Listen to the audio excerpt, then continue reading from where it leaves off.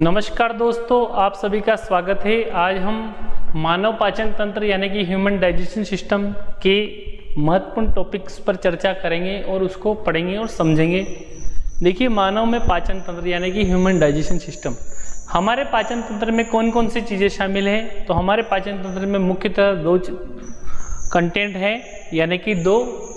पहली क्या है? आहार नाल, यानी कि पहला हमारी आहार नाल है यानी कि एलिमेंट्री कैनाल, और दूसरा आता है पाचक ग्रंथियां यानी कि आहार नाल से संबंधित पाचन ग्रंथियां। यानी कि पाचन में दो हमारे महत्वपूर्ण भाग लेते हैं। पहला तो आहार नाल, जो कि भोजन को पचाने में और साथ ही साथ भोजन को पचाने में हमारी जो पाचक ग्रंथियां हैं, जैसे सलाइवा यानी कि लार ग्रंथियां हैं, लीवर है, अग्नाशय हैं, ये महत्वपूर्ण भूमिका निभाते हैं। तो सबसे पहले अपन आहार नाल की बात करते हैं। तो आहार नाल में क्या क्या है और पाचक ग्रंथियों में क्या क्या है, इन दोनों पॉइंट्स के ऊपर अपन बात करेंगे। तो सबसे पहले आहार नाल मुख गुहा से चालू होती है, उसके बाद ग्रास नाल, इसोफेगस आता है, फिर आमाशय, फिर आंत्र, फिर आंत्र में भी छोटी आंत्र है ना, सबसे पहले छोटी आंत्र, उसके बाद है बड़ी आंत्र और फिर बाद में लास्ट में आता है गुदा। यानी कि जो हमारी जो आहार नाल है मुख गुहा से स्टार्ट होकर एनस पे जाके खत्म हो जाती है, ये हमारी आहार नाल है। दूसरा हमारा पाचन तंत्र में शामिल है पाचक ग्रंथियां यानी कि डाइजेस्टिव ग्लैंड्स, यानी कि लार ग्रंथियां जो कि हमारे मुख के अंदर होती है, लीवर यानी कि यकृत यानी कि जिगर, जिसको जिगर भी कहते हैं, और अग्नाशय यानी कि पेनक्रियाज। ये हमारे पाचन तंत्र में के प्रमुख दो घटक हैं। पहला आहार नाल, दूसरा है पाचक ग्रंथियां। अब हम आगे बढ़ते हैं। सबसे पहले भोजन का पाचन की बात करते हैं। तो भोजन के जटिल अणुओं का सरल अणुओं में बदलने की प्रक्रिया को ही हम क्या कहते हैं? भोजन का पाचन कहते हैं। यानी कि भोजन के जो जटिल पदार्थ हैं वो सरल शुगर में टूट जाते हैं, इसे भोजन का पाचन कहते हैं। भोजन के पाचन प्रक्रिया में संपन्न करने वाले ऑर्गन मिलकर बनाते हैं पाचन तंत्र कहलाते हैं। यानी कि भोजन की जो पचाने की प्रक्रिया में जो शामिल है वो पाचन तंत्र है। और पाचन तंत्र में दो बताएं आपको, दो घटक के, एक तो आहार नाल और पाचक ग्रंथियां। अब देखिए, भोजन के घटक यानी कि भोजन के अवयव कौन कौन से हैं? तो कार्बोहाइड्रेट हमारे भोजन का अवयव हैं, प्रोटीन और वसा ये हमारे भोजन के अवयव, ये बड़े बड़े अणु होते हैं और शरीर द्वारा सीधे अवशोषित नहीं होते हैं। तो पाचन तंत्र रासायनिक प्रक्रिया द्वारा जो रासायनिक प्रक्रिया में एंजाइम्स और अम्ल और ग्रंथियों से जो स्रावित होते हैं, ये क्या करते हैं? ये इन बड़े अणुओं को छोटे अणुओं में यानी सरल व तरल घुलनशील पदार्थों में तोड़ देते हैं, जिससे हमारा शरीर उस सरल और घुलनशील पदार्थ को आसानी से अवशोषित कर सके। नेक्स्ट देखिए, इसमें कार्बोहाइड्रेट आखिरी में किस में टूटता है? ग्लूकोज में। वसा किस में टूटती है? वसी अम्ल में।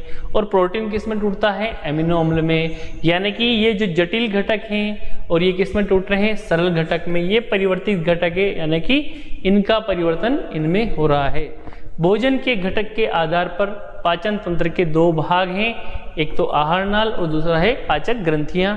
आहार नाल की लंबाई होती है 8 से 10 मीटर तक होती है। ये मुख से गुदा तक मतलब मुख से स्टार्ट होती है और गुदा पे खत्म होती है, और मानव शरीर के आकार की तुलना में अपेक्षाकृत छोटी होती है। मांसाहारी होने का प्रमाण है, यानी हमारे शरीर के आकार की तुलना में ये अपेक्षाकृत छोटी है। तो ये हमें किसको बताती है? मांसाहारी होने के प्रमाण को बताती है कि मानव एक प्रकार का मांसाहारी प्राणी है।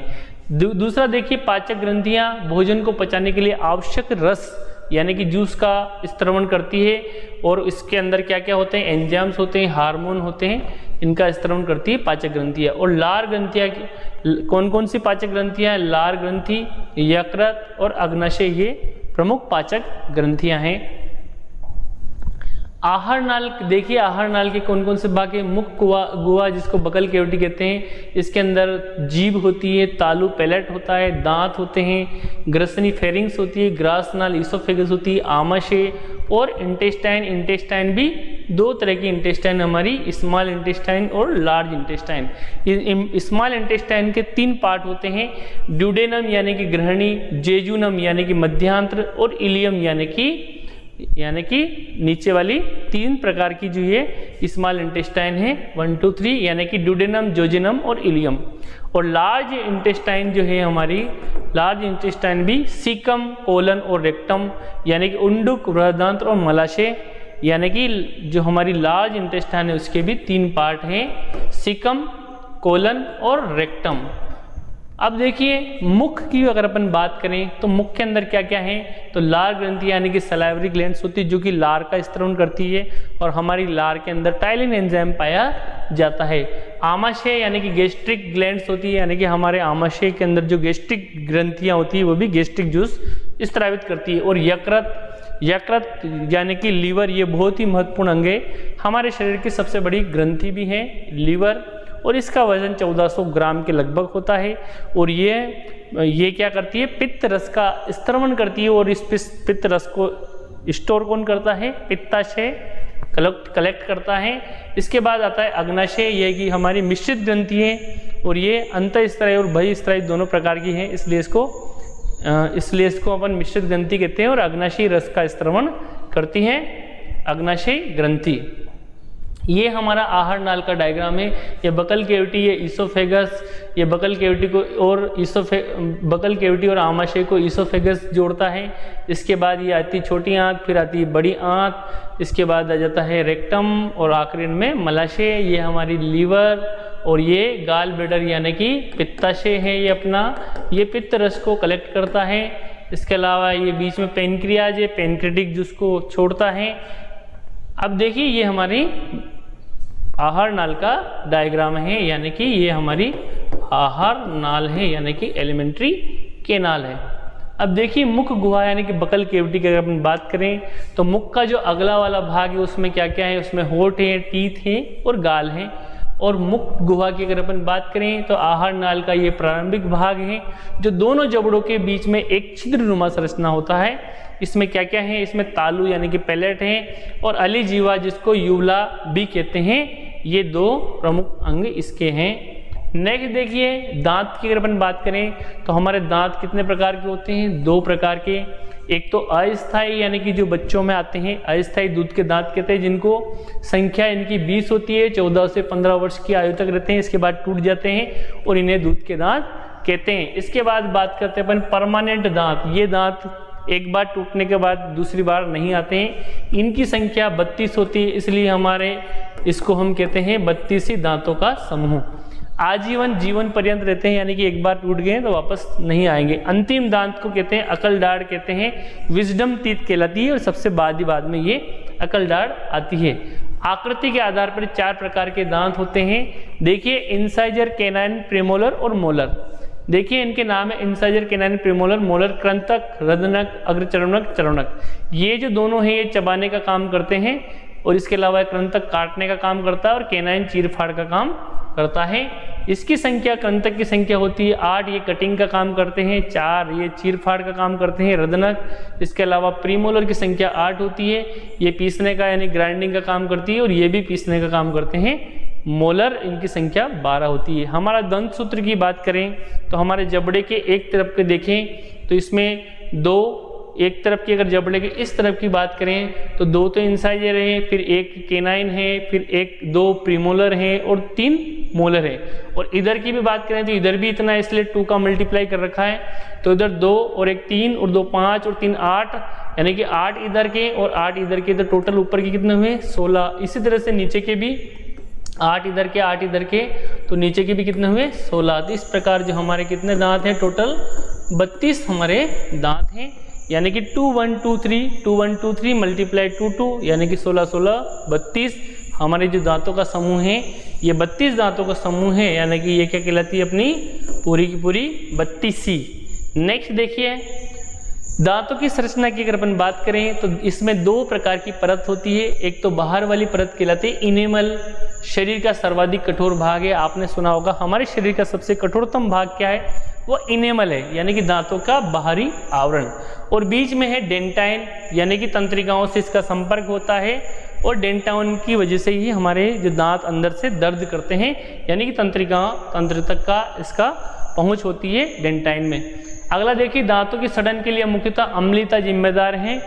चूहे और खरगोश के दांतों की लंबाई लगातार बढ़ती रहती है, इसलिए दांतों की लंबाई को कंट्रोल करने के लिए क्या करते हैं, वो लगातार कुतरते रहते हैं। अगर कुतरेंगे नहीं तो क्या होगा, दांत इतने बढ़ जाएंगे कि वो निचले जबड़े तक चले जाएंगे।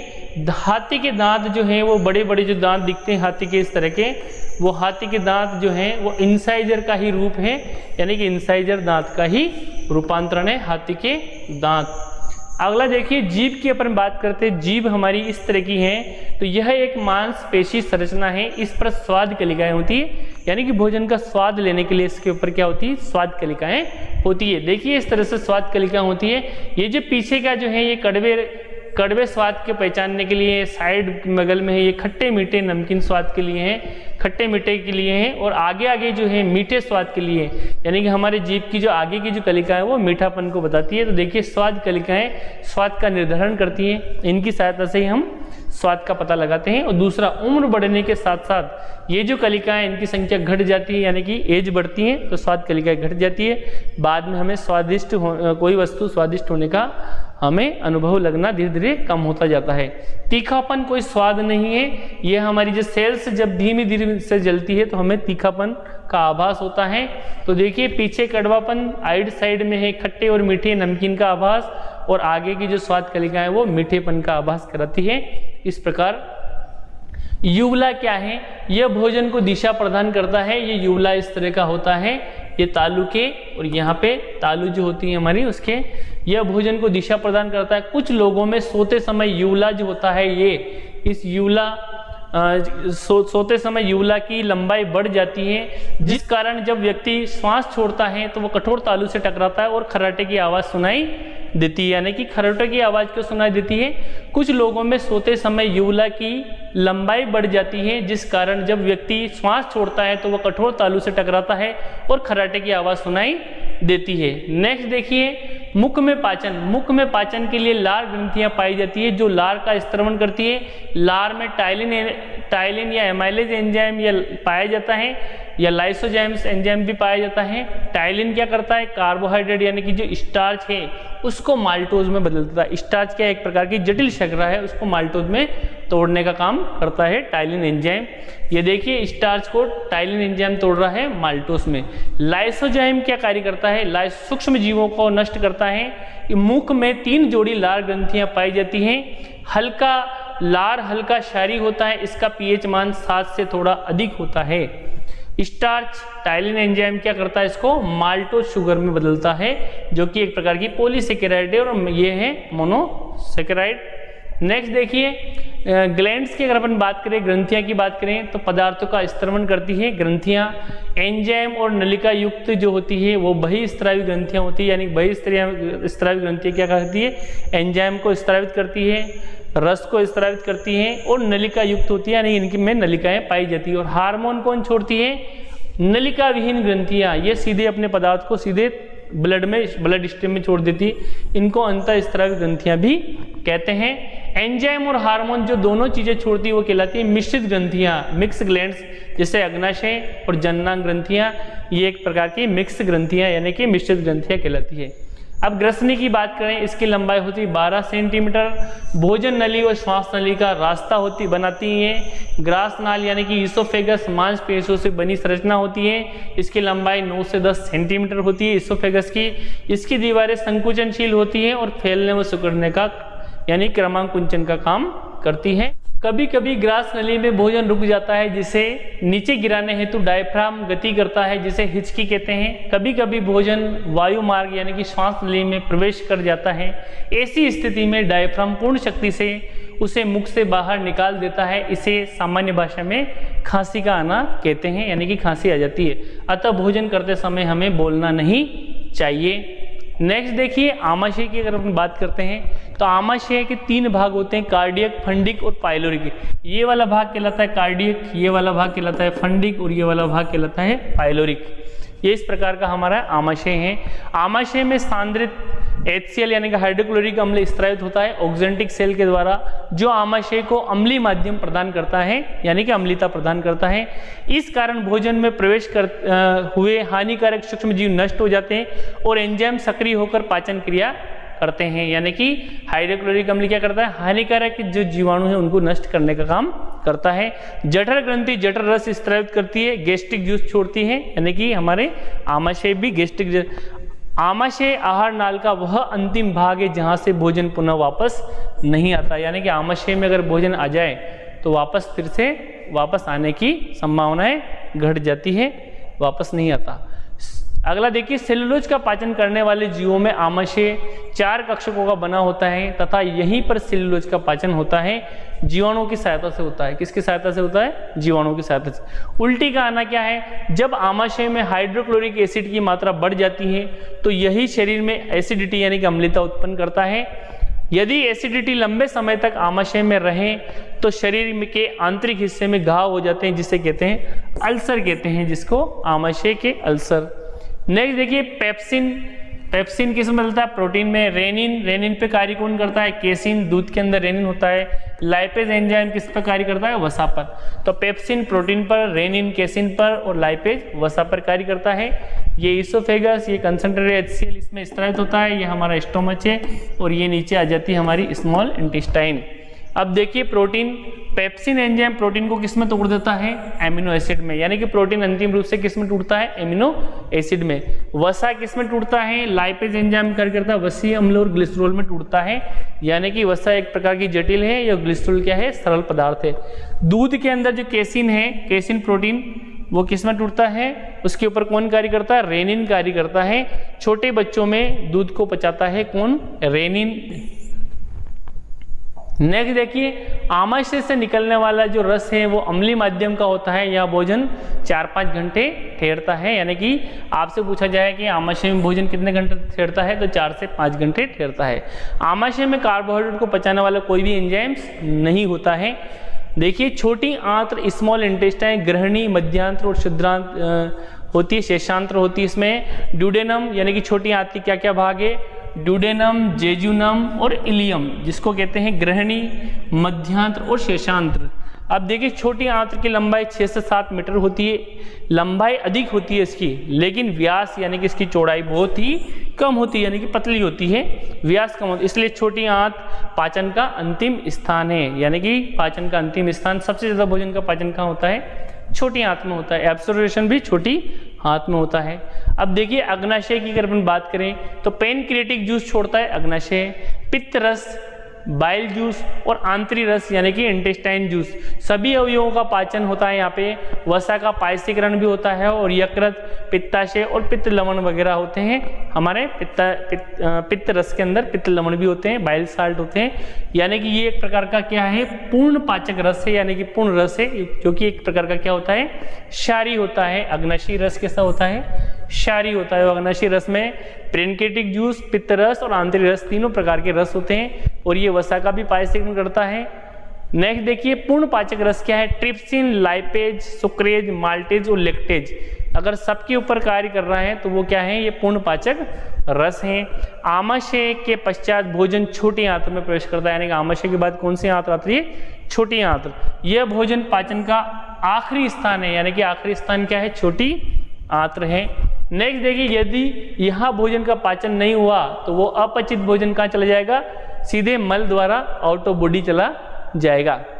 भोजन के पचाने में छोटी आंत से अग्नाशय से निकलने वाला कौन सा रस निकलता है? अग्नाशय से अग्नाशयी रस, जिसको हम कहते हैं पैनक्रिएटिक जूस, तथा पित्ताशय से कौन सा रस निकलता है? पित्त रस, जिसको बोलते हैं अपन बाइल जूस। बाइल जूस ये मदद करता है, यानी कि पित्त रस और अग्नाशयी रस ये भोजन को पचाने में महत्वपूर्ण भूमिका निभाते हैं, यानी कि वेरी इंपॉर्टेंट रोल प्ले करते हैं ये।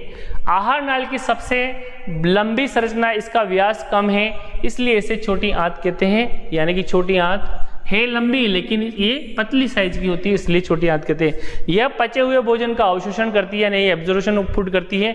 इसमें अवशोषण के लिए विली यानी कि सूक्ष्मांकुर यानी कि रसांकुर पाए जाते हैं, इसको अपन रसांकुर भी कहते हैं, यानी कि विली पाए जाते हैं। विली क्या करते हैं? एब्जॉर्प्शन का यानी कि अवशोषण का एरिया बढ़ा देते हैं भोजन को अवशोषण करने का।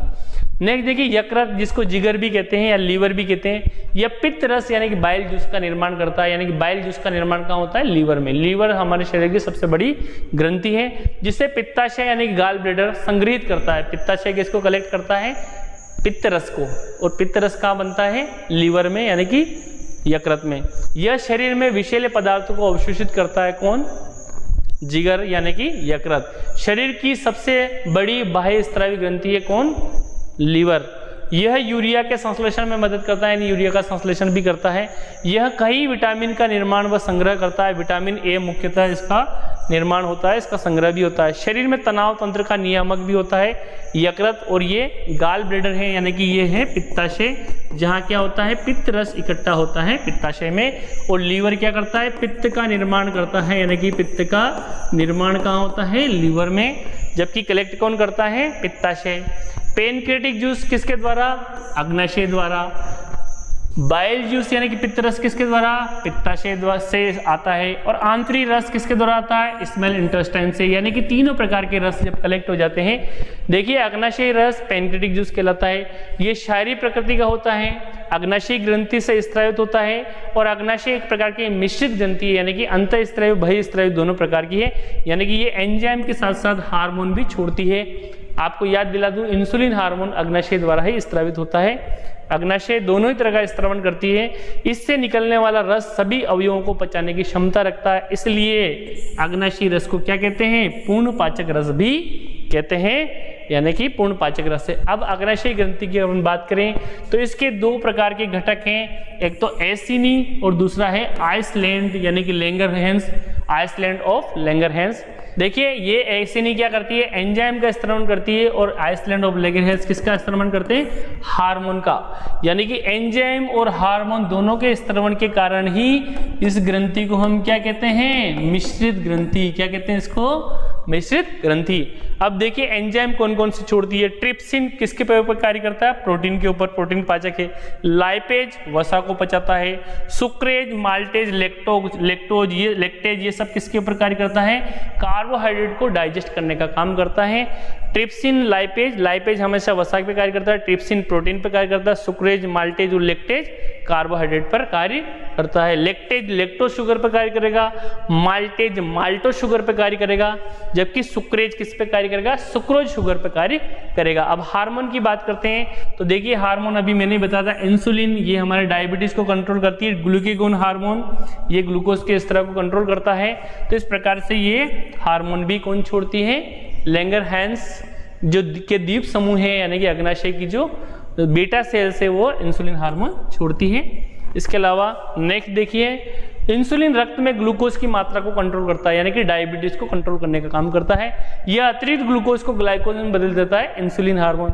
इंसुलिन की कमी से होने पर रक्त में ग्लूकोज की मात्रा बढ़ जाती है, जिससे रक्त गाढ़ा हो जाता है, जो कि हृदय के लिए बहुत ही क्या है? हानिकारक है।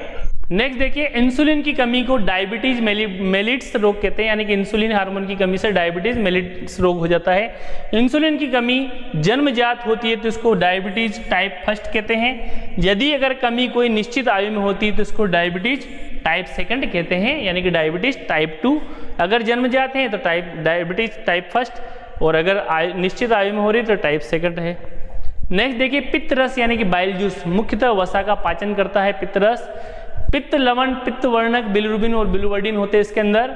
इसका निर्माण यकृत में होता है, जिसे पित्ताशय द्वारा संग्रहित किया जाता है। पित्त रस में मुख्यतः पित्त लवण यानी कि बाइल साल्ट होता है, जो कि वसा का पायसीकरण करता है। वसा की बड़ी बड़ी बूंदों को छोटे छोटे अणुओं में तोड़ने का काम करता है।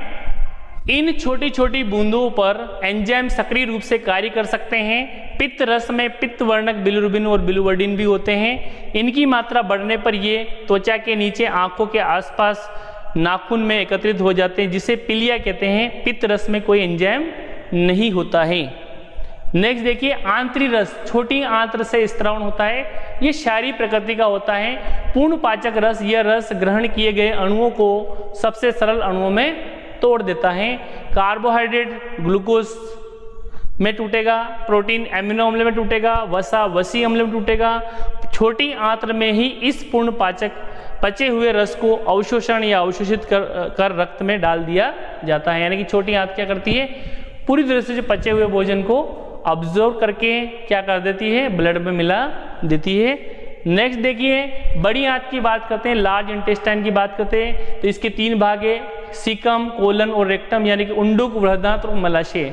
अब देखिए इसका व्यास यानी कि मोटाई ज़्यादा है लेकिन लंबाई इसकी कम होती है, इसे बड़ी आंत कहते हैं। इसमें अपचित भोजन को उत्सर्जित करने की क्षमता होती है, यह जल व खनिज लवणों को अवशोषित करती है। यदि मल में खनिज लवण की मात्रा अधिक हो तो इसे दस्त या डायरिया कहते हैं, जो जीवाणु के संक्रमण के कारण होता है। यदि समय पर मल त्याग नहीं किया जाए तो मल कठोर हो जाता है, जिसे त्यागते समय कठिनाई होती है, जिसे कब्ज की बीमारी कहते हैं। यदि आहार नाल की लंबाई बड़ी हो जाए तो वह पुरुषों में वृषण कोष में प्रवेश कर जाती है। यदि और महिलाओं में पेट के पास जमा हो जाती है, जिसे हर्निया कहते हैं, यानी कि हर्निया की कंडीशन हो जाती है। यदि रक्त वाहिनियों की लंबाई बढ़कर वह बड़ी आंत से बाहर आ जाए तो मल त्याग करते समय या मल त्यागते समय रक्त स्त्राव होता है, जिसे हम कहते हैं बवासीर या पाइल्स कहते हैं। अब देखिए अपेंडिक्स क्या है, मानव की शाकाहारी प्रवृत्ति को दर्शाती है अपेंडिक्स। आदि मानव में यह सेलुलोज के पाचन में सहायक रहा होगा। खरगोश में सेलुलोज का पाचन अपेंडिक्स में ही होता है, जिस कारण पचा हुआ भोजन मल के साथ उत्सर्जित हो जाता है, इसलिए वह अपना मल खाता है।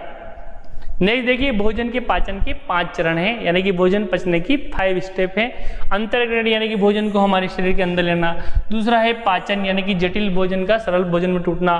तीसरा है अवशोषण यानी कि जो एब्जॉर्ब करना, यानी कि छोटी आंत भोजन को अवशोषित कर लेती है। अगला आता है स्वांगीकरण यानी कि इस भोजन को एब्जॉर्ब करके हमारी जो सेल्स तक पहुंचा देना ब्लड द्वारा। और आखिरी आता है परित्याग यानी कि उत्सर्जन यानी कि ईगेशन में क्या करता है, जो अपचित भोजन होता है उसको मल द्वारा आउट ऑफ बॉडी त्याग दिया जाता है। और इसमें यांत्रिक पाचन भी होता है, दांतों द्वारा भोजन को छोटे छोटे टुकड़ों में तोड़ा जाता है। और रासायनिक पाचन एंजाइम्स द्वारा इसके ऊपर क्रिया होती है। आपने वीडियो को अंत तक देखा, इसके लिए आप सभी का धन्यवाद।